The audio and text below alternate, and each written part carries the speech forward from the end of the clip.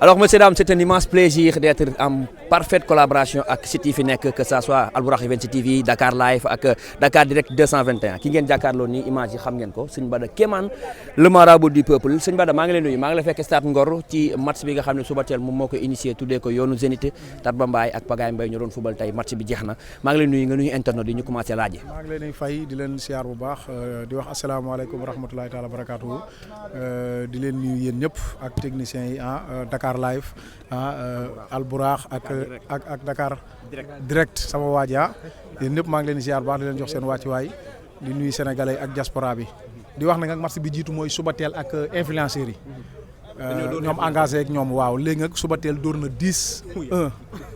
wuyaay waaw d'abord maa tëj camp yi nag. waaw maa tëj camp yi téye ko. yow xamoo dara ñuy tëj camp yi. non si gars yi weexal ma lu mat sëkk. xam nga man samay jinne du dañuy tux cigarette mais duñ tux excellence. ay paquetu Marlboro grosse nan ma jox grosse Marlboro nan ma jox. nga ñaanal gars yi quoi. pour ma ñaanal gars yi tëj camp yi. fan nga bokkoon. man xam nga ne suba teel laa bokk yow tamit maa tëj camp yi dégg nga. influenceur nga. waaw mais man suba teel laa bokk nag. bu ñëpp soxlaa PDG soxla day gars yi dañuy ñàkk.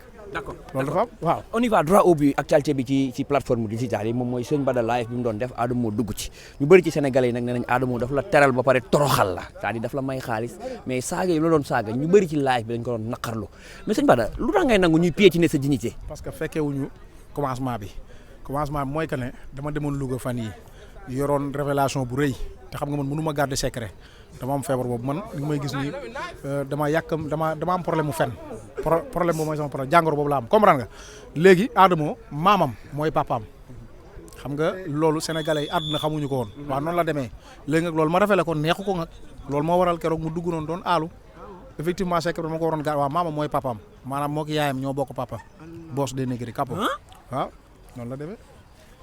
loo wax ni yow nga ni. yaa yow est-ce que xam nga ni yaa ngi koy waxaat nii.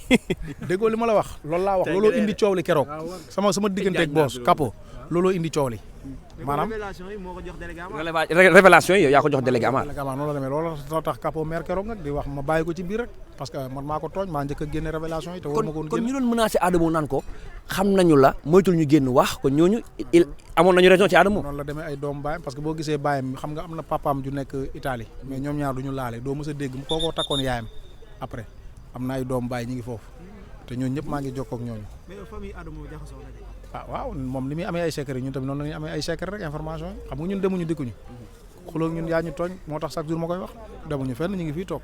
mais li ngay wax nii garaaw na de. waaw maama mooy baayam de. loolu l'islam bëgg ko diine bëgg ko.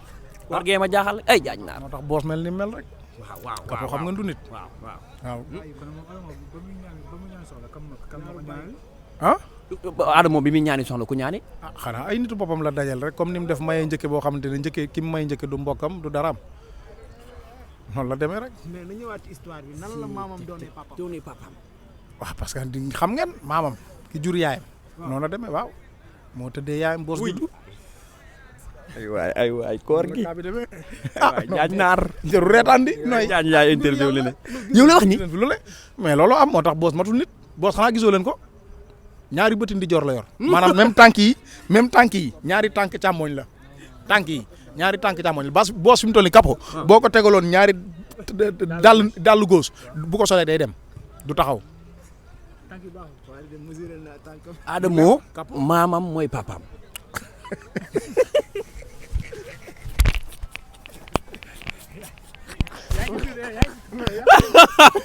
yàq ngeen émission bi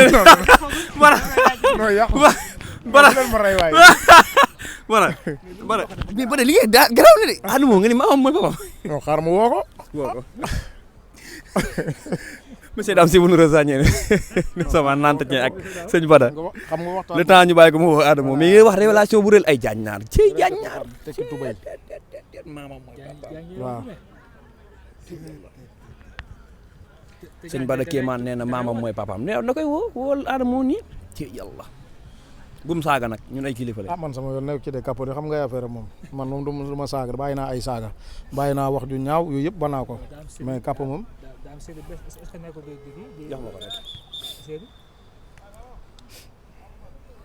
alors ñu bàyyi ko Adamo lay woo nii sëñ Bada Kéemaan mu war a wax ak Adamo parce que révélation yi mu joxe. waaw kapo waaw Capo xam nga gars yi bëri démb dañ naan Capo lim la saaga de la humilier yu kenn xamut man leen Capo maa ko njëkk a tooñ parce que Capo man maa ne carrément maanaam maamam mooy baayam loolu moo waral Capo démb doon tàng sax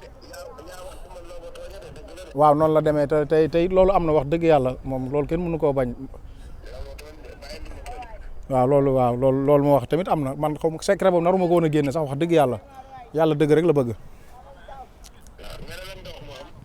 ah non comme li ma wax ne maanaam li ma génne sa secret maanaam li ma ne sa maam mooy sa baay